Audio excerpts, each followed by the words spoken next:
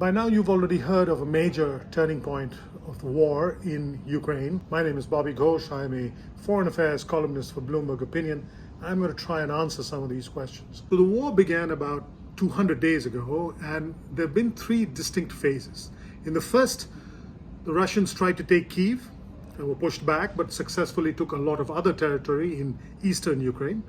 In the second part of this war, the two sides kept lobbing missiles at each other. It was a war of attrition. And now, in this third phase, the Ukrainians have made major advances. The Ukrainians have taken back around 3,000 square kilometers of territory that the Russians had previously taken from them. It could be a pivotal moment in this war.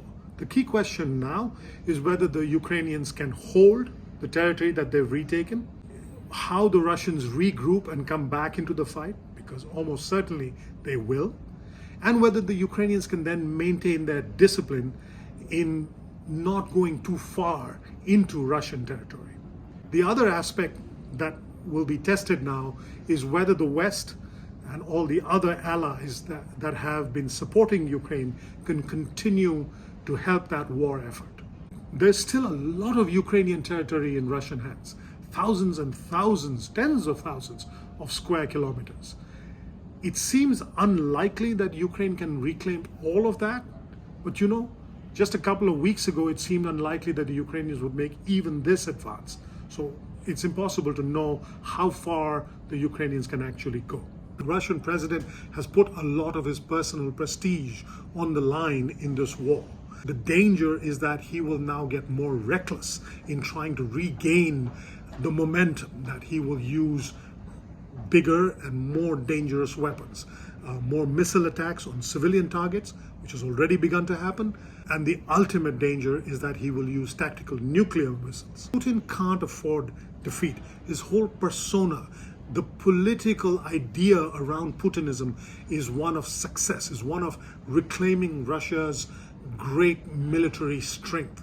So losing, and especially losing to a small country that he has projected as a walkover, would be very, very damaging for him politically. It would make Russians reassess how they feel about him. No dictator can tolerate that kind of self-examination. This is the turning point in the war, but the war is not over, not by any long shot. The Russians will regroup. You can be certain of that. They will not walk away. There is no talk of a peaceful negotiated settlement. Both sides are still aiming for the maximum. Russia wants to take all of Ukraine. Ukraine wants to retake all of the territory, including Crimea, that Russia took from it. So this war could go on for months on it. It could last well into 2023, perhaps even beyond that. But the fact that the Ukrainians have demonstrated that they can give the Russians a real hiding forces Putin to recalculate what exactly he's trying to achieve in that country.